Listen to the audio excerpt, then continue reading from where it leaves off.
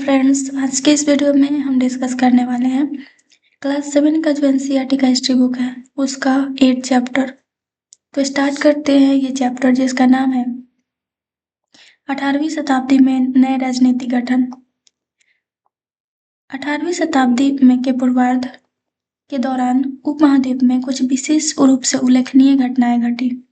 एक अन्य शक्ति यानी ब्रिटिश सत्ता ने पूर्वी भारत के बड़े बड़े हिस्सों को सफलतापूर्वक हड़प लिया था और 18वीं शताब्दी में नए राज्यों का गठन हुआ। नेक्स्ट जो टॉपिक आता है वो है मुगल साम्राज्य और परवर्ती मुगलों के लिए संकट की स्थिति। परवर्ती मुगल के लिए 17वीं शताब्दी के अंतिम वर्षों में उनके सामने लगातार संकट खड़ा होने लगा था। ऐसा अनेक कारणों से हुआ।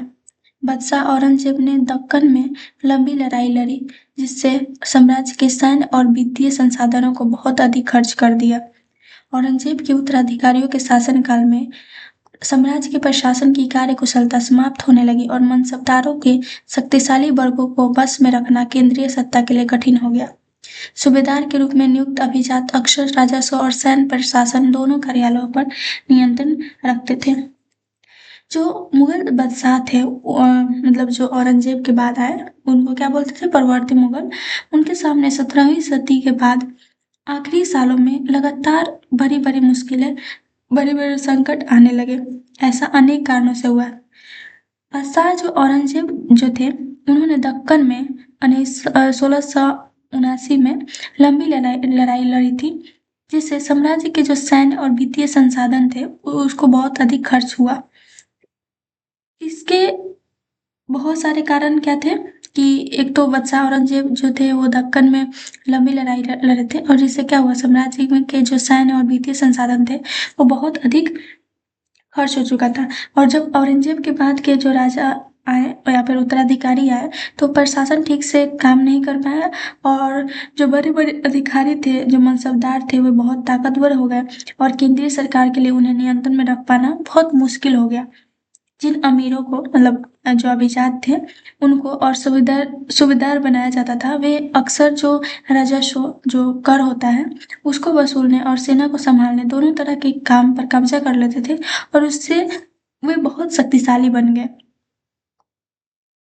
इससे सूबेदार साम्राज्य के प्रशासन संबंधी एवं बड़े वित्तीय, राजनीतिक, आर्थिक और सैन्य शक्तियां मिल गई। जैसे जैसे सूबेदार ने प्रांतों पर अपना नियंत्रण सुदृढ़ किया, राजधानी में पहुंचने वाले राजस्व की मात्रा में कमी आती गई। जब सूबेदार जो थे वो ताकतवर हो गए तो उन्हें प्रशासन चलाने के साथ साथ पैसे, राजनीतिक और सेना से जुड़ी सबसे बड़ी शक्तियां अपने ही प्रांतों में मिल गई।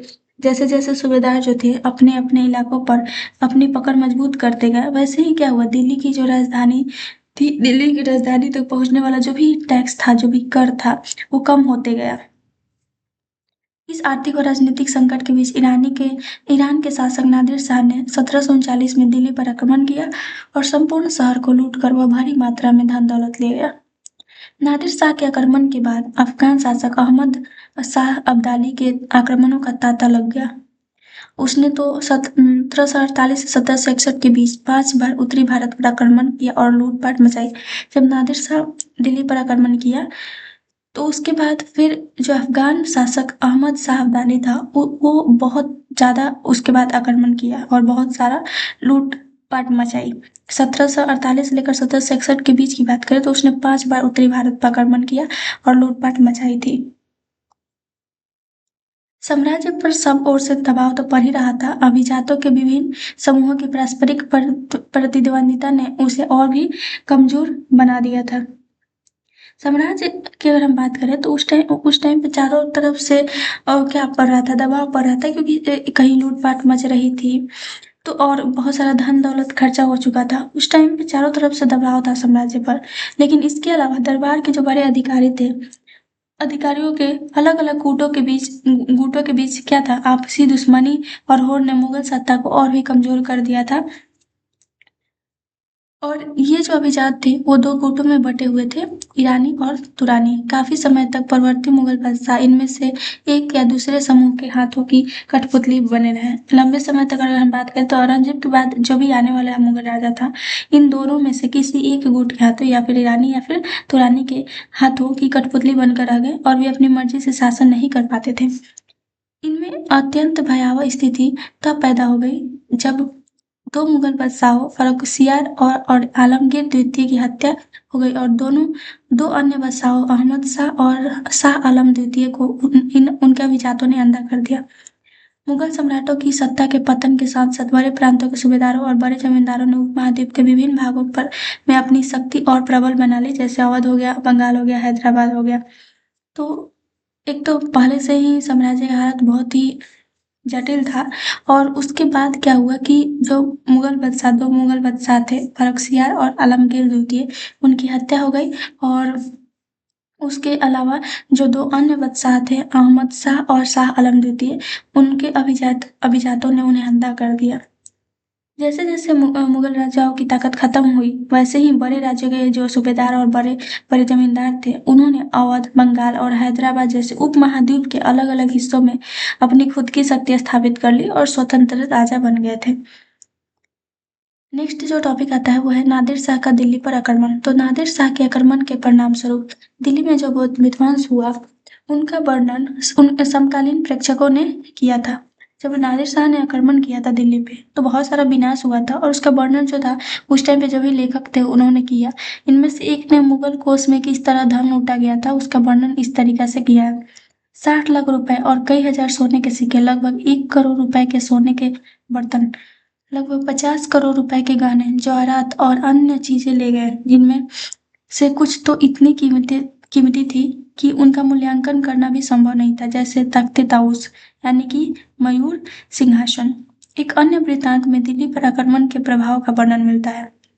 जो कभी मालिक थे अब बड़ी दर्दनाक हालत में आ गए थे, जिन्हें काफी भारी तबाही देखनी पड़ी। जो लोग पहले अपनी जायदाद के लिए पूरी की पूरी किस्मत लगाना अतिशक्त मानते थे, समझते थे, उन्हें भिखारियों की तरह खाना मिलता था। नए शहर शाहजहानाबाद अब मलबे का ढेर बन गया। नादिर शाह ने तब शहर के पुराने मोहल्ले पर हमला बोला, जब वहां की सारी दुनिया को तबाह कर डाला। नेक्स्ट जो टॉपिक आता है वो है पुराने मुगल प्रांत। पुराने मुगल प्रांतों से जिन उत्तराधिकारी राज्यों का उदय हुआ, उनमें से 3 प्रमुख थे। कौन कौन से? हैदराबाद, अवध और बंगाल। तो हैदराबाद की अगर हम बात करें तो निजाम उल मुल्क आसफ जाह, जिसने हैदराबाद राज्य की स्थापना की थी, मुगल बादशाह फर्रुखसियार के दरबार का एक अत्यंत शक्तिशाली सदस्य था। उसे सर्वप्रथम अवध की सूबेदारी सौंपी गई थी और बाद में उसे दक्कन का कार्यभार दे दिया गया था और राजनीतिक और वित्तीय प्रशासन पर पूरा नियंत्रण था उसका। नेक्स्ट आता है अवध। बुरहान उल मुल्क सआदत खान को 1722 में अवध का सूबेदार नियुक्त किया गया था। मुगल साम्राज्य का विघटन होने पर जो राज्य बने, उनमें यह सबसे सर्वाधिक महत्वपूर्ण राज्यों में से एक था। अवध एक समृद्धशाली प्रदेश था जो गंगा यमुना के उपजाऊ मैदान में फैला हुआ था। बुरहान उल मुल्क ने भी अवध की सूबेदारी, दीवानी और फौजदारी एक साथ अपने हाथ में ले ली और सूबे के राजनीतिक, वित्तीय और सैनिक मामलों का एकमात्र कर्णधार बन गया। नेक्स्ट आता है बंगाल। मुर्शिद कुली खान के नेतृत्व में बंगाल धीरे धीरे मुगल नियंत्रण से अलग हो गया। मुर्शिद कुली खान बंगाल के नायब थे, यानी कि प्रांत के सूबेदार के प्रतिनिधित्व थे, और राज्य के राजस्व प्रशासन पर अपना नियंत्रण जमाया। नेक्स्ट जो टॉपिक आता है वो है राजपूत। बहुत से राजपूत घराने, विशेष रूप से अंबर और जोधपुर के राजघराने मुगल व्यवस्था में विशिष्टता के साथ सेवारत रहते थे। बदले में उन्हें अपने वतन जागीरे पर पर्याप्त स्वायत्तता का आनंद लेने की अनुमति मिली हुई थी। कई जो राजपूत घराना था, राजपूत परिवार था, खासकर अंबर, जयपुर और जोधपुर के जो राजा थे, वो मुगल दरबार और प्रशासन में ऊंचे पदों पर काम करते थे। मुगलों की सेवा करने के बदले इन राजपूत राजाओं को अपनी पुश्तैनी जो जमीन थी, मतलब वतन जागीर थी, पर काफी आजादी, स्वतंत्रता के साथ राज्य करने की अनुमति मिली हुई थी। जोधपुर के राजा अजीत सिंह ने भी मुगल दरबार की गुटिया राजनीति में अपने पैर फैला दिए। इन प्रभावशाली राजपूत परिवारों ने गुजरात और मालवा के सूबेदारों के कार्यालयों का भी दावा किया। जो जोधपुर के राजा थे अजीत सिंह, वो भी मुगल दरबार की गुटबाजी की राजनीति में शामिल हो गए थे और ये ताकतवर राजपूत परिवार गुजरात और मालवा जैसे बड़े प्रांतों के सूबेदार बनने की मांग करने लगे। जोधपुर के राजा अजीत सिंह ने गुजरात की सूबेदारी और अंबर के सवाई राजा जय सिंह को मालवा की सूबेदारी मिल गई थी। इन मांगों के स्वरूप मतलब जब ये लोग अपना जो भी प्रांत थे उसको मांग रहे थे, बड़े जो प्रांत थे उसको मांग रहे थे, इस मांगों के परिणाम स्वरूप क्या हुआ, जोधपुर के जो राजा अजीत सिंह थे उनको गुजरात का सूबेदार बना दिया गया और अंबर के सवाई राजा जय सिंह जो थे उनको मालवा का सूबेदार बनाया गया। बादशाह जहानदार शाह ने 1713 में इन राजाओं के इन पदों का नवीकरण किया था। जो 1713 ईस्वी में अगर बात करें तो मुगल बादशाह जहानदार शाह ने पहले से कमजोर हो चुके मुगल सत्ता के बावजूद राजपूत राजाओं के बड़े बड़े जो सूबेदार थे उनके पदों को फिर से नवीकरण किया, उसको पक्का किया और फिर उन्होंने अपने वतनों के आस पड़ोस के शाही इलाकों को कुछ हिस्सों पर कब्जा करने की भी कोशिश की। जोधपुर राजघराने ने नागौर को जीत लिया और अपने राज्यों में मिला लिया। दूसरी ओर अम्बेर ने भी बूंदी के बड़े बड़े हिस्सों पर अपना कब्जा कर लिया। सवाई राजा जय सिंह ने जयपुर में अपनी नई राजधानी स्थापित की और उसे 1722 में आगरा की सूबेदारी दे दी गई। 1740 के दशक से राजस्थान में मराठों के अभियानों ने इन राजवाड़ों पर भारी दबाव डालना शुरू कर दिया, जिससे उनका अपना विस्तार आगे होने से रुक गया। कई राजपूत सरदारों ने पहाड़ियों की चोटी पर किले बनवाए जो सत्ता के केंद्र बने। व्यापक किलेबंदी के साथ इन भव्य संरचनाओं में नगर, महल, मंदिर, व्यापारिक केंद्र, जल संरक्षण संरचनाएं और अन्य इमारतें थी। अगर हम बात करें 1713 की तो उस टाइम पे जो मुगल बादशाह जहानदार शाह थे उन्होंने एक तो पहले से ही मुगल सत्ता कमजोर हो गई थी, इसके बावजूद भी जो राजपूत राजा थे उनके बड़े बड़े सूबेदार के पदों को फिर से नवीकरण किया और इन राजपूत राजाओं ने अपनी पुश्तैनी जमीन जो वतन था के आसपास के जो मुगल शाही इलाके थे उन पर भी कब्जा करने की कोशिशें शुरू कर दी थी। इस विस्तार से जो जोधपुर के राजा थे उन्होंने नागौर को जीतकर अपने राज्य में मिला लिया और अंबर के राजाओं ने बूंदी के बड़े हिस्सों पर कब्जा कर लिया। जो सवाई राजा जय सिंह थे उन्होंने जयपुर नाम से अपनी नई राजधानी बसाई और उन्हें 1722 में मुगलों द्वारा आगरा जैसे महत्वपूर्ण क्षेत्र की सूबेदारी भी दे दी गई थी। लगभग अगर हम 1740 की बात करें तो उसके बाद राजस्थान में मराठा सेना ने हमले शुरू कर दिए और इन हमलों से राजपूत राजाओं पर बहुत ज्यादा दबाव पड़ा, जिसके कारण उनका आगे का विस्तार भी रुक गया था। अपनी शक्ति और सुरक्षा के लिए कई राजपूत राजाओं ने पहाड़ों की चोटियों पर बड़े बड़े किले बनवा दिए और उनके शासन के मुख्य केंद्र बन गए। इन विशाल किलों में महल, मंदिर, बाजार, पानी इकट्ठा करने की जो जगह होती है और पूरे शहर जैसी संरचनाएं होती थी। चित्तौड़गढ़ किले में तालाब, कुंडी, बावली जैसी कई जल निकाय थे। कई राजपूत शासकों ने मुगलों का अधिराजत्व स्वीकार किया था और लेकिन मेवाड़ एकमात्र ऐसा राजपूत राज्य था जिसने मुगल सत्ता को चुनौती दी थी। राणा प्रताप 1572 में उदयपुर और मेवाड़ के बड़े क्षेत्र पर नियंत्रण के साथ मेवाड़ की राजगद्दी पर आसीन हो गए। राणा के पास मुगल अधिराजत्व को स्वीकार करने के लिए कई दूतों को भेजा गया, लेकिन वे अपने निर्णय पे दृढ़ रहे। जो चित्तौड़गढ़ के विशाल किले थे उनके अंदर पानी के कई स्रोत थे, जैसे कि तालाब हो गया, कुएं हो गए, कुंडी जिसको हम बोलते हैं, कुएं हो गया। उसके अलावा बावड़ी है ताकि युद्ध के समय पानी की कमी ना हो। अधिकांश जो राजपूत राजा थे उन्होंने मुगलों की सर्वोच्चता जो भी अधिराजत्व था उसको स्वीकार कर लिया, लेकिन मेवाड़ ही एक ऐसा बड़ा राजपूत राज्य था जिसने मुगल सत्ता को मानने से इनकार किया और उन्हें खाली चुनौती दी। जो राणा प्रताप थे 1572 में मेवाड़ की राजगद्दी पर बैठे और उनके पास उदयपुर और मेवाड़ के बड़े हिस्से का नियंत्रण था। मुगल बादशाह जो अकबर था उन्होंने राणा प्रताप को अपनी अधीनता स्वीकार करने के लिए और मनाने के लिए कई संदेशवाहक जो दूत होते हैं उसे को भेजा, लेकिन जो राणा प्रताप थे उन्होंने मुगलों की बात मानने से इनकार कर दिया और वे अपने फैसले पर डटे रहे। नेक्स्ट जो आता है टॉपिक वो है जयपुर के राजा जय सिंह। 1732 की एक फारसी वृत्तांत में राजा जय सिंह का वर्णन मिलता है। ठीक है, जो राजा जय सिंह थे अपनी सत्ता की चरम सीमा पर थे। 12 वर्ष के लिए वे आगरा के सूबेदार रहे और 5 या 6 वर्ष के लिए मालवा के। उनके पास विशाल सेना, तोपखाना और भारी मात्रा में धन संपदा थी। उनका प्रभाव दिल्ली से लेकर नर्मदा के तट पर फैला हुआ था। नेक्स्ट जो है वो है टॉपिक आज़ादी हासिल करना सिख के बारे में। तो 17वीं शताब्दी के दौरान सिख एक राजनीतिक समुदाय के रूप में गठित हो गए। इससे पंजाब के क्षेत्रीय राज्य निर्माण को बढ़ावा मिला। गुरु गोविंद सिंह ने 1699 में खालसा पंथ की स्थापना से पूर्व और उसके पश्चात राजपूत व मुगल शासकों के खिलाफ लड़ाइयाँ लड़ी। 1708 में गुरु गोविंद सिंह की मृत्यु के बाद बंदा बहादुर के नेतृत्व में खालसा ने मुगल सत्ता के खिलाफ विद्रोह किए।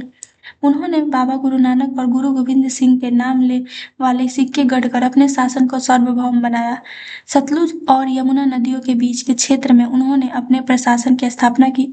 1715 में बंदा बहादुर को बंदी बना लिया गया और 1716 में मार दिया गया।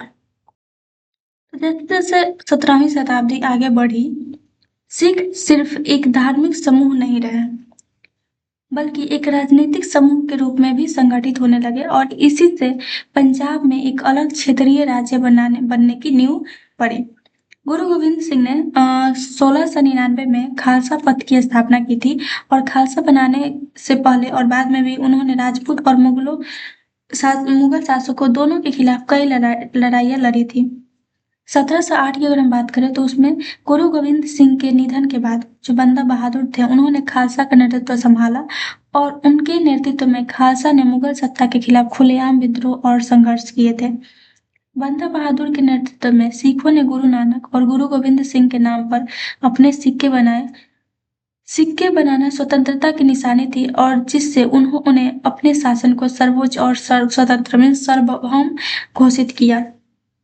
सिखों ने सतलुज नदी और यमुना नदी के बीच के बड़े इलाकों में अपना शासन स्थापित किया और 1715 में मुगल सेना ने बंदा बहादुर को पकड़ लिया और 1716 में उन्हें फांसी दे दी गई और मतलब मार डाला गया फांसी देकर। ठीक है,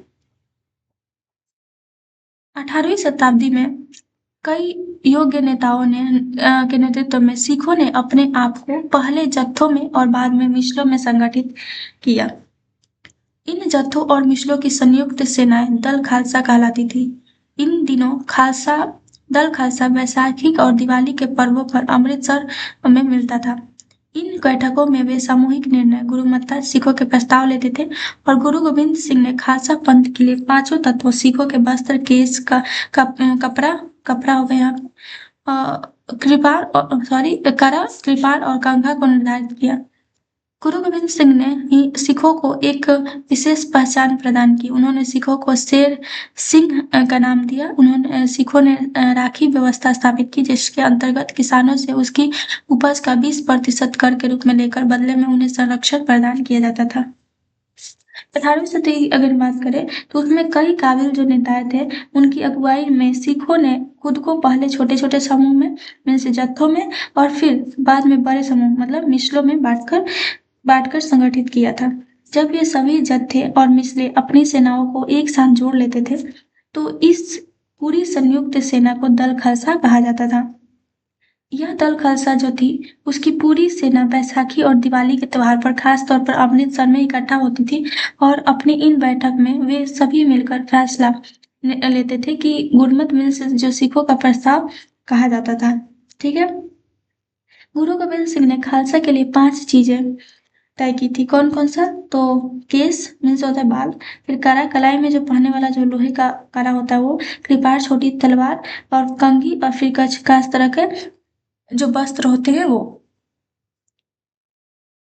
गुरु गोविंद सिंह ने सिखों को एक खास पहचान दी थी। उन्होंने पुरुषों को सिंह का उपनाम दिया था। सिखों ने राखी व्यवस्था का नाम की एक जो कर प्रणाली होती है, टैक्स प्रणाली होती है, वो शुरू की थी। इसके तहत वे किसानों की फसल का 20% हिस्सा टैक्स के रूप में लेते थे, कर के रूप में लेते थे, और बदले में किसानों को संरक्षण प्रदान करते थे, सुरक्षा प्रदान करते थे। ठीक है।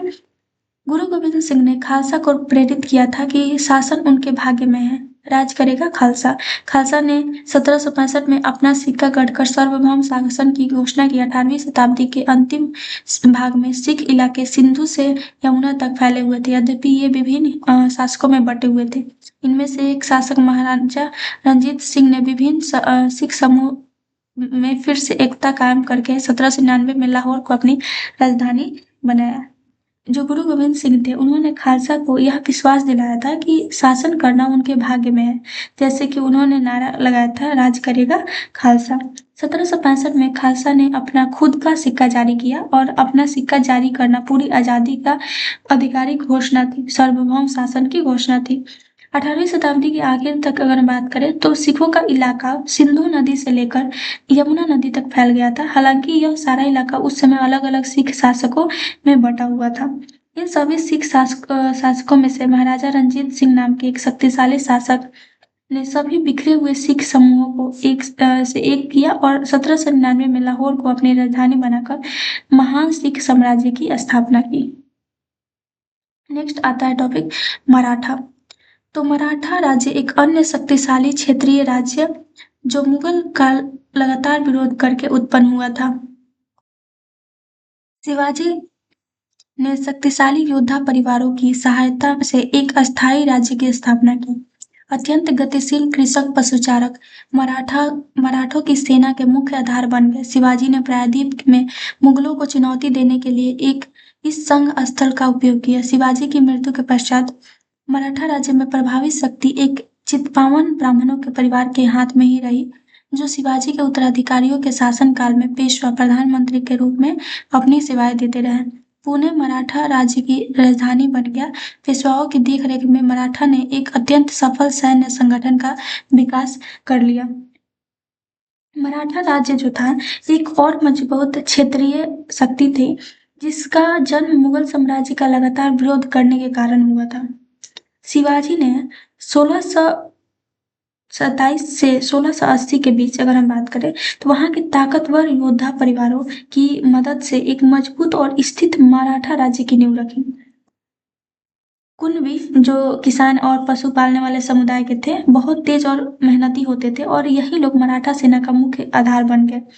सैनिकों ने दक्कन में मुगल सेनाओं को हराने और चुनौती देने के लिए इन तेज और गतिशील सैनिकों का उपयोग किया था।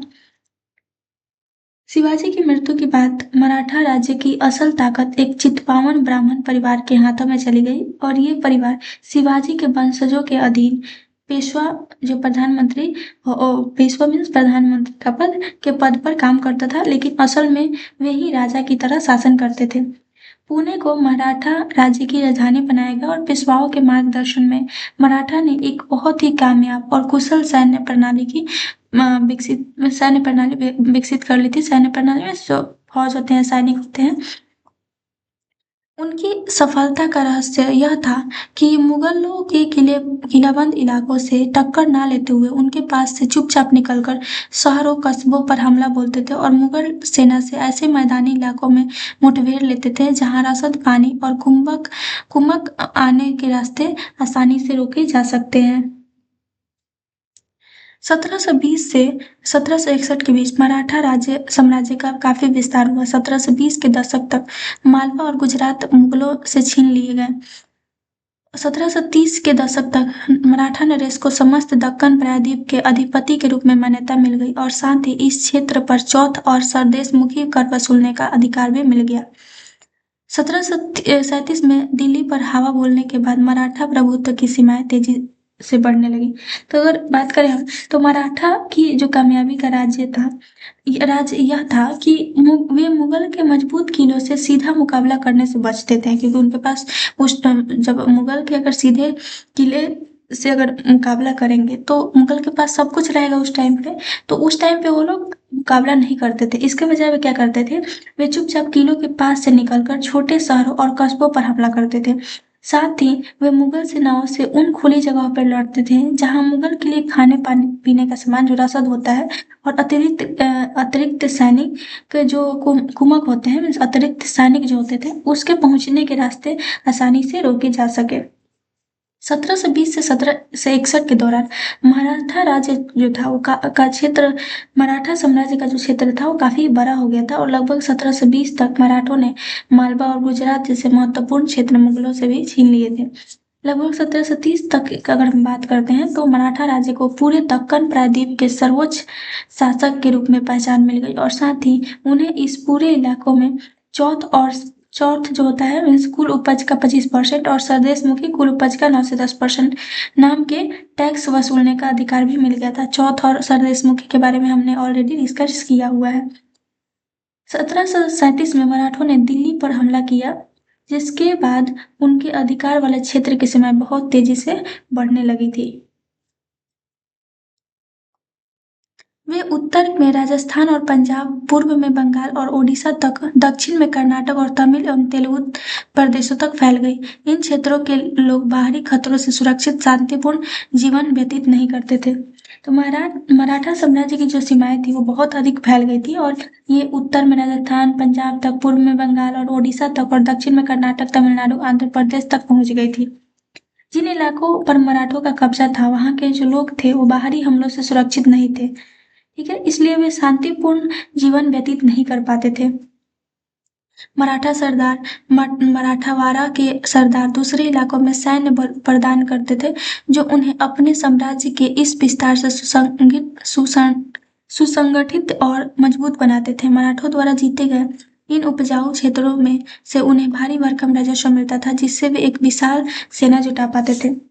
तो अलग अलग मराठा सरदार जो थे और अपने मराठावाड़ा के इलाकों से दूसरे क्षेत्रों में सेना भेजकर अपने साम्राज्य को संगठित और मजबूत बनाते थे और मराठों ने उपजाऊ जमीनें जीती, वहां से उन्हें बहुत ज्यादा कर मिलता था। इसी पैसे से वे एक बड़ी सेना खड़ी कर पाते थे।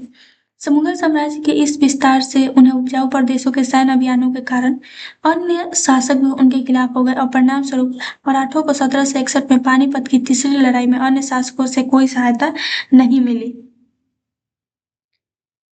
जो मराठा थे उन्होंने जब अपनी सेना का इस्तेमाल करके उपजाऊ इलाकों पर कब्जा करना शुरू किया तो इससे दूसरे स्थानीय राजा जो थे, जैसे हैदराबाद हो गया, बंगाल हो गया, मैसूर हो गया, उस टाइम पे जो राजा थे वहां के, उनसे नाराज हो गए और मराठों के दुश्मन बन गए। और इसके वजह से क्या हुआ कि जब 1761 में पानीपत की तीसरी लड़ाई हुई तो मराठाओं के खिलाफ हुए इस विरोध के कारण किसी भी दूसरे शासक ने उनकी मदद नहीं की। नेक्स्ट जो टॉपिक आता है वो है छत्रपति शिवाजी महाराज। 17वीं सदी के अंत तक दक्कन में शिवाजी ने एक शक्तिशाली क्षेत्रीय हिंदू राज्य की नींव रखी। शिवाजी एक बहादुर सेनापति जिसने मुगलों के खिलाफ कई लड़ाइयां लड़ी और शिवाजी महाराज ने दक्षिण के मुस्लिम राज्यों की सत्ता को चुनौती दी। शिवाजी का जन्म 1631 में हुआ और उनकी माता का नाम जीजाबाई था। उन्होंने अपने माता पिता के संरक्षण में शिक्षा प्राप्त की और उन्हें कुशल सेनापति के रूप में विकसित किया। शिवाजी ने एक ऐसे क्षेत्र को नियंत्रित किया जो मुगलों के लिए बहुत कठिन था। यह महाराष्ट्र में मराठा साम्राज्य की नींव थी। छत्रपति शिवाजी महाराज की अगर बात करें तो 17वीं शताब्दी के अंत तक शिवाजी ने दक्षिण भारत दक्कन में एक मजबूत क्षेत्रीय राज्य जो कि था मराठा राज्य, उसकी स्थापना की और यह मुगलों के खिलाफ एक बड़ी शक्ति के रूप में उभरा। शिवाजी जो थे एक बहादुर नेता और सेनापति थे। उन्होंने मुगल सेना के खिलाफ कई युद्ध लड़े और दक्षिण भारत के अन्य मुस्लिम शासकों की सत्ता को भी चुनौती दी थी। जो शिवाजी थे, छत्रपति शिवाजी महाराज थे, उनका जो जन्म था वो 1630 में हुआ था और उनकी माता का जो नाम था वो था जीजाबाई। शिवाजी ने अपने माता पिता और की देखरेख में शिक्षा ली थी और वह एक बहुत ही कुशल और योग्य सेनापति के रूप में तैयार हुए थे। शिवाजी ने जिस पहाड़ी और दुर्गम इलाकों पर नियंत्रण किया था वह मुगल सेना के लिए उनसे लड़ना और उन पर कब्जा करना बहुत ही मुश्किल था और इस तरह से शिवाजी ने महाराष्ट्र के मराठा राज्य की मजबूत नींव रखी थी। शिवाजी एक महान योद्धा और कुशल प्रशासक थे। उनकी उपलब्धियां उन्हें हिंदू धर्म के महान शासकों में से एक बनाती है। शिवाजी का जो देहांत था वो 1680 में हुआ, लेकिन उनकी विरासत जो है आज भी जीवित है। जो भी उन्होंने काम किया वो आज भी लोगों के दिल में उनका जो विरासत है वो जीवित है। शिवाजी का साम्राज्य उनके पुत्र संभाजी ने संभाला और उसे एक बड़ी शक्ति के रूप में विकसित किया। शिवाजी के बाद उनके उत्तराधिकारियों ने अपने शासन को कुशलता से संभाला। मराठा साम्राज्य 18वीं सदी में अपने चरम पर था, जब वह दिल्ली और आगरा तक फैल गया था। तो मराठा जो साम्राज्य था वो 18वीं सदी की अगर बात करें तो वो अपने चरम सीमा पर था और वे दिल्ली और आगरा तक फैल गया था, बहुत ही बड़ा साम्राज्य बन चुका था। कुछ प्रमुख मराठा राज्यकर्ता है, जैसे पेशवा बालाजी विश्वनाथ जो कि 1713 से 1720 तक शासन किए थे। फिर छत्रपति साहू महाराज 1708 से लेकर 1749 तक। छत्रपति संभाजी महाराज 1689 से लेकर 1707 तक। फिर छत्रपति राजाराम महाराज 1689 से 1700 तक। छत्रपति ताराबाई महाराज 1700 से 1708 तक। साहू महाराज छत्रपति जो कि 1682 से लेकर 1749 तक यहाँ का साम्राज्य के जो राजा थे वो रहे। नेक्स्ट आता है चौथ और सर देशमुखी। तो चौथ जो है वो बेसिकली जो कि हमने डिस्कस किया इसके पहले भी, यह राजस्व का 1/4 मीन्स 25% हिस्सा था, जिससे मराठा उस भूभाग के दावों के बदले में वसूलते थे जो मुगल और अन्य शत्रु राज्यों के आक्रमण से सुरक्षित न हो। और सरदेशमुखी क्या था कि यह राजस्व का 9 से 10% हिस्सा था, जिसे मराठा उस भूभाग के दावों के बदले में वसूलते थे जिसे वे मुगल या अन्य शत्रु राज्य के आक्रमण से सुरक्षित मानते थे। पेशवा बालाजी विश्वनाथ के पुत्र की सरदेशमुखी उपाधि थी। नेक्स्ट जो आता है टॉपिक वह है जाट। जाट अन्य राज्यों की तरह जाटों ने भी 17वीं और 18वीं शताब्दी में अपनी सत्ता सुदृढ़ की। उनके नेता चुरामन के नेतृत्व में उन्होंने दिल्ली के पश्चिम में स्थित क्षेत्रों पर अपना नियंत्रण कर लिया।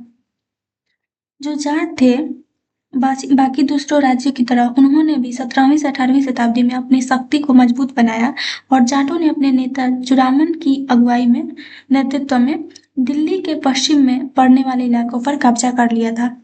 1680 के दशक तक आते आते उनका प्रभुत्व दिल्ली और आगरा के दो शाही शहरों के बीच के क्षेत्र पर होना शुरू हो गया था। वस्तुतः कुछ अरसे के लिए वे आगरा शहर के अधिपति ही बन गए। जाट खासकर कुंभी और उनके प्रभुत्व क्षेत्र में पानीपत और बल्लभगढ़ जैसे शहर महत्वपूर्ण व्यापारिक केंद्र बन गए। मुगल काल के राज्य में भरतपुर शक्तिशाली राजा के रूप में उभरा। 1739 में जब नादिर शाह ने दिल्ली पर हमला बोला और लूटा तो दिल्ली के कई प्रतिष्ठित व्यक्तियों ने भरतपुर में शरण ली और नादिर शाह के पुत्र जवाहर शाह के पास 30,000 सैनिक थे। तो अगर हम बात करें जाट की तो जब दूसरे राज्य जो थे उसकी तरह जाट जो थे उन्होंने भी 17वीं से 18वीं शताब्दी में अपनी शक्ति को मजबूत बनाया था और जाटों के जो अपने नेता थे चुरामन, उनके नेतृत्व में दिल्ली के पश्चिम में पड़ने वाले इलाकों पर कब्जा कर लिया था। लगभग 1680 की अगर हम बात करें तो जाटों का अधिकार मुगल साम्राज्य के दो सबसे महत्वपूर्ण शहर दिल्ली और आगरा के बीच के पूरे इलाकों पर हो गया था। असल में जाट कुछ समय के लिए आगरा शहर के शासक ही बन गए थे, मतलब अधिपति ही बन गए थे।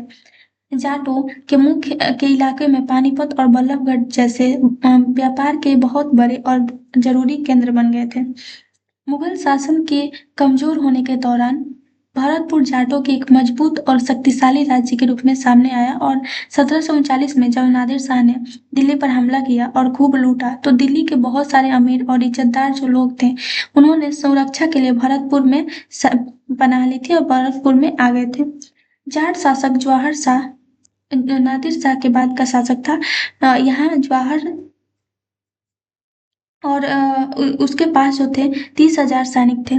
ठीक है, जो नादिर शाह का जो पुत्र था जवाहर शाह उसके पास 30,000 सैनिक थे। 20,000 अन्य सैनिक मराठों से लिए, 15,000 सैनिक सिखों से लिए और इन सबके बल पर वह मुगलों से लड़ा था। जहां भारत में किसानों की एक मजबूत सेना थी, वहीं उन्होंने अपने राज्य का विकास भी किया था। वह क्षेत्र में जाटों ने आगरा और आगरा की शैलियों का समन्वय करते हुए एक विशाल बाग महल बनवाया।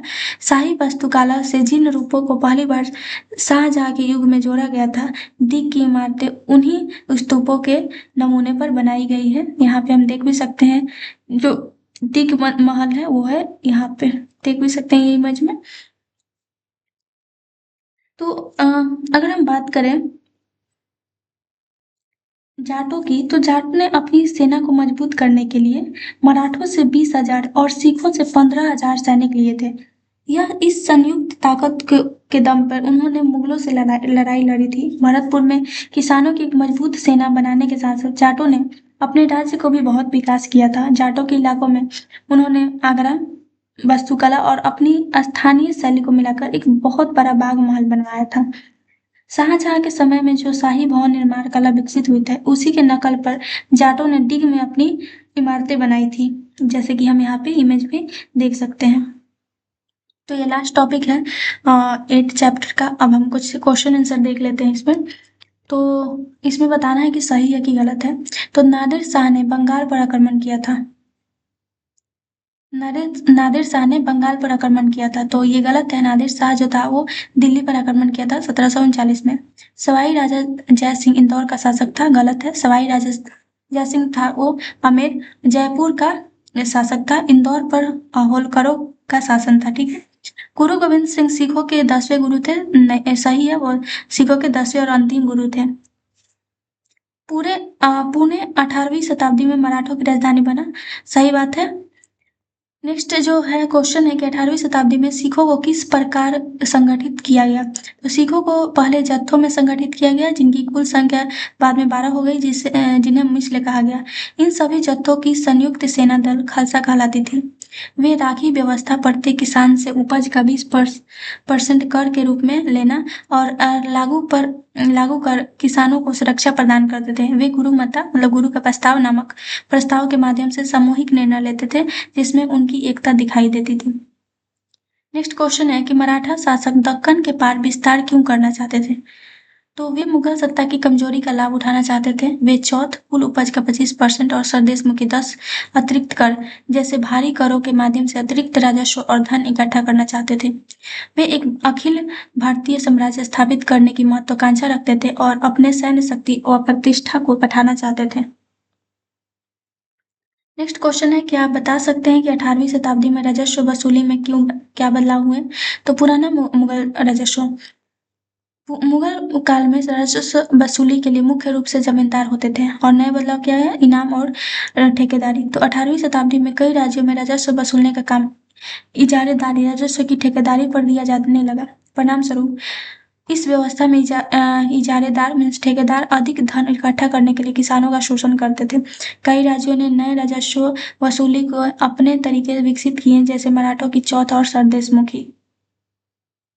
नेक्स्ट जो क्वेश्चन है वो है, क्या 18वीं शताब्दी में गठित हुई राजनैतिक व्यवस्था आपके वर्तमान प्रांत से मिलती जुलती है। यदि हाँ, तो आपके विचार से 18वीं शताब्दी के जनजीवन में से किस रूप में भिन्न थी। तो राजनीतिक व्यवस्था में भिन्नता। वर्तमान राजनीतिक व्यवस्था में एक लोकतांत्रिक और संवैधानिक सरकार है जो चुनाव द्वारा चुनी जाती है, जबकि 18वीं शताब्दी की व्यवस्था है वासानुगत राजाओं या सरदारों, जो नवाब या सूबेदार या राजा होते हैं, को द्वारा शासित थी और मुगल शासन से टूटकर बनी थी। जनजीवन में भिन्नता। तो 18वीं शताब्दी में लोगों को अस्थिरता, लगातार युद्धों और मनमाने ढंग से लगाए गए करों का सामना करना पड़ता था और जनजीवन बहुत अधिक असुरक्षित था। अब वर्तमान की बात करें तो लोगों को सरकार द्वारा प्रदान किए गए अधिकार और कानूनी सुरक्षा प्राप्त है। आर्थिक और सामाजिक जीवन में पहले से कहीं अधिक स्थिरता और विकास है। तो ये लास्ट क्वेश्चन है 8th चैप्टर का। इसके अलावा कुछ इम्पोर्टेंट टॉपिक है उसको भी हम डिस्कस कर लेते हैं, उसके बाद ये जो क्लास 7 का एनसीईआरटी का हिस्ट्री बुक है वो पूरा कंप्लीट हो जाएगा। तो नेक्स्ट जो टॉपिक आता है, कुछ इम्पोर्टेंट टॉपिक है उसको हम डिस्कस कर लेते हैं। तो नेक्स्ट जो टॉपिक आता है वो है कुतुब मीनार। कुतुब मीनार 5 मंजिल इमारत है। कुतुबुद्दीन ऐबक ने लगभग 1199 में इसका निर्माण करवाया था। शेष मंजिलों का निर्माण 1229 के आसपास इल्तुतमिश द्वारा किया गया था। अभिलेखों की पट्टियां इसके पहले छज्जे के लिए मेहराब तथा ज्यामितीय रूपरेखा द्वारा निर्मित नमूने को यहाँ पे हम देख सकते हैं और ये अभिलेख अरबी में है। ठीक है। यहाँ पे अगर हम देखें तो ये जो है कुतुब मीनार का इमेज है। ठीक है। इस पे अभिलेख लिखे थे, जो कि अभिलेख जो है अरबी में लिखे हैं। मीनार का जो बाहरी हिस्सा है घुमावदार और कोणीय है। ऐसी सतह पर अभिलेख लिखने के लिए अधिक परिशुद्धता की आवश्यकता होती थी। सर्वाधिक योग्य कारीगर ही इस कार्य को संपन्न कर सकते थे। तो ये बेसिकली कुतुब मीनार के बारे में है। नेक्स्ट जो है वो है मस्जिदों और हौज का निर्माण। मंदिरों और मस्जिदों का निर्माण बहुत सुंदर तरीके से किया जाता था, क्योंकि वे उपासना के स्थल थे। वे अपने संरक्षक की शक्ति, दान वैभव और भक्ति भाव का भी प्रदर्शन करते थे। उदाहरण के लिए राजा राजेश्वर मंदिर को ही लिया जा सकता है। एक अभिलेख से इस बात का संकेत मिलता है कि इस मंदिर का निर्माण राजा राजदेव ने अपने देवता राजा राजेश्वरम की उपासना हेतु किया था। मुसलमान सुल्तान तथा बादशाह स्वयं को भगवान के अवतार होने का दावा तो नहीं करते थे, किंतु फारसी दरबारी इतिहासों में सुल्तान का वर्णन अल्लाह की परछाई के रूप में किया गया है। दिल्ली के एक मस्जिद के अभिलेख से पता चलता है कि अल्लाह ने अल तमस को शासक इसलिए चुना था क्योंकि उसमें अतीत के महान विविधताओं और मूसा और सुलेमान की विशेषताएं मौजूद थी। सुल्तान इल्तुतमिश ने दिल्ली ए कोहना के एकदम निकट एक विशाल जलाशय का निर्माण करके व्यापक सम्मान प्राप्त किया, और इस विशाल जलाशय को हौज ए सुल्तानी अथवा राजा का तालाब कहा जाता था। नेक्स्ट जो टॉपिक है वो है बाग, मकबरे तथा किले। मुगलों के अधीन वास्तुकला और अधिक जटिल हो गई थी। बाबर, हुमायूं, अकबर, जहांगीर और विशेष रूप से शाहजहां साहित्य कला और वास्तुकला में व्यक्तिगत रुचि लेते थे। अपनी आत्मकथा में बाबर ने औपचारिक बागों की योजनाओं और उनके बनाने में अपनी रुचि का वर्णन किया है। अक्सर ये बाग दीवार से घिरे होते थे तथा 4 समान हिस्सों में बटे होने के कारण चारबाग कहलाते थे। चारबाग बनाने की परंपरा अकबर के समय से शुरू हुई। कुछ सर्वाधिक सुंदर चारबागों को कश्मीर, आगरा और दिल्ली में जहांगीर और शाहजहां ने बनवाया था। अकबर के शासनकाल में कई तरह के वास्तुकलात्मक नवाचार हुए, और हुमायूं के मकबरे में सबसे पहली बार दिखने वाला केंद्रीय गुंबद, जो बहुत ऊंचा था, और लंबा मेहरा बदार प्रवेश द्वार पिस्तक मुगल वास्तुकला के महत्वपूर्ण रूप बन गए। हुमायूं का मकबरा 1562 से 1571 के बीच निर्मित इस इमारत का निर्माण लाल बलुआ पत्थर से हुआ था और इसके किनारे सफेद संगमरमर से बने थे। शाहजहां के शासनकाल के दौरान मुगल वास्तुकला के विभिन्न तत्व एक विशाल समृद्ध पूर्ण संश्लेषण में मिल गए, विशेष रूप से आगरा और दिल्ली में। सार्वजनिक और व्यक्तिगत सभा हेतु समूह कक्षों, दीवाने खास और दीवाने आम की योजना बनाई जाती थी। शाहजहां के सार्वजनिक सभा में शाहजहां की राजधानी आगरा में इस शहर में स्थित वे अपने भक्तों का निर्माण युद्ध नहीं के अवसर पर करवाया था। शाहजहां ने अपने शासन की भद्रयाम वास्तुकलात्मक उपलब्धि कारीगरों के भवनों में नदी तट बाग की योजना अपनाई। आगरा का ताजमहल का निर्माण 1643 में पूरा हुआ था। तो ये बेसिकली कुछ टॉपिक था इम्पोर्टेंट, जो कि ऐसे एनसीईआरटी के बुक में नहीं दिया है, बट इसमें मुगल, जब हम शासन के बारे में पढ़ते हैं, मुगल साम्राज्य के बारे में, तो कुछ कुछ मुगल साम्राज्य ने जैसे कुतुब मीनार को बनवाया था, ताजमहल को बनवाया था, तो उसके बारे में कुछ इंपॉर्टेंट पॉइंट है, उसको हमने डिस्कस किया। कुछ और इम्पोर्टेंट पॉइंट है जैसे प्रशासनिक केंद्र।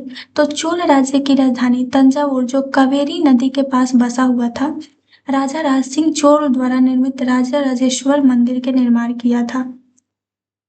इस मंदिर के अलावा नगर में अनेक महल थे जिसमें कई मंडप बने हुए थे। राजा लोग इन मंडप में अपना दरबार लगाते थे। मंदिर, नगर और तीर्थ केंद्र।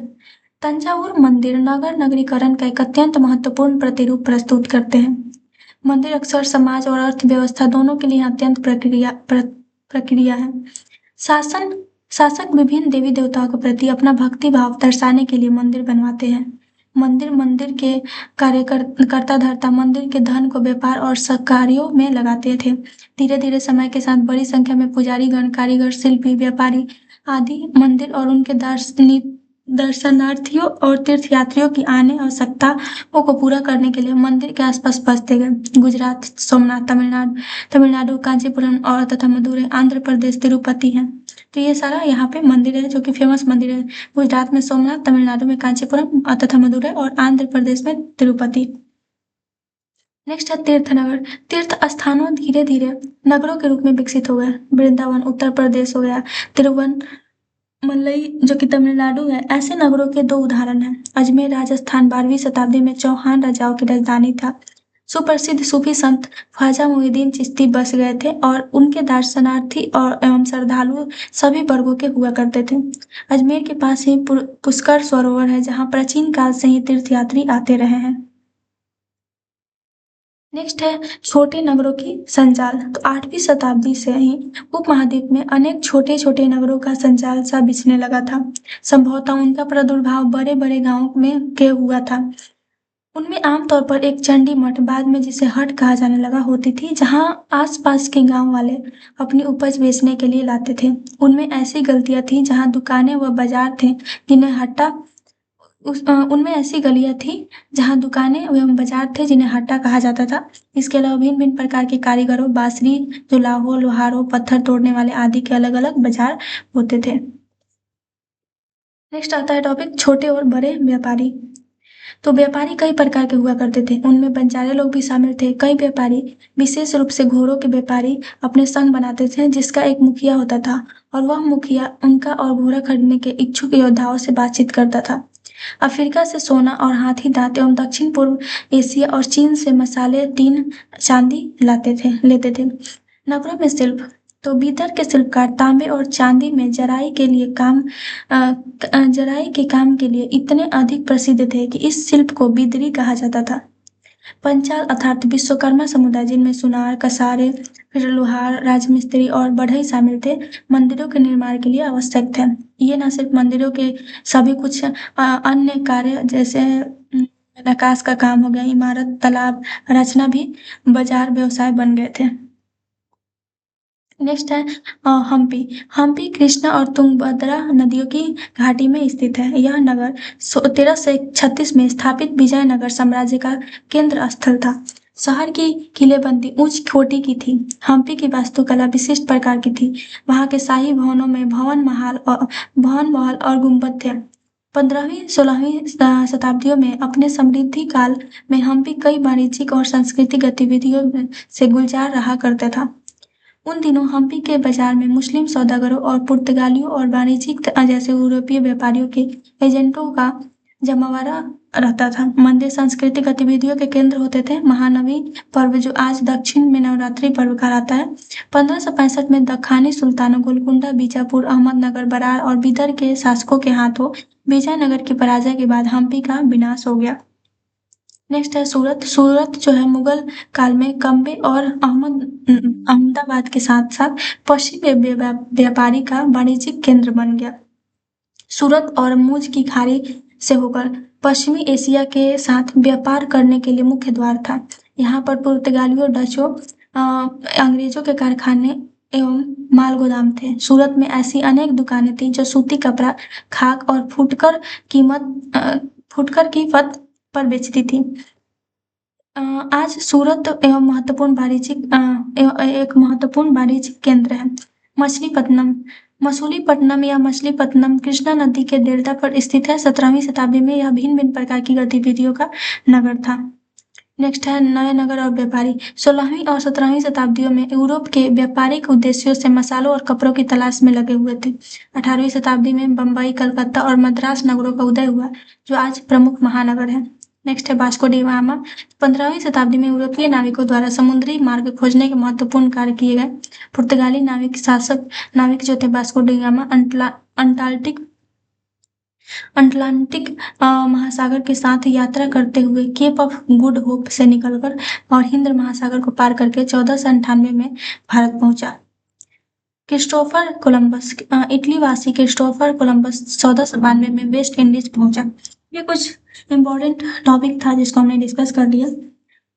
तो आज के लिए बस इतना ही, और ये पूरा जो है वो कंप्लीट हो गया। 7th जो क्लास का एनसीईआरटी का हिस्ट्री बुक है वो पूरा कंप्लीट हो गया। Thank you.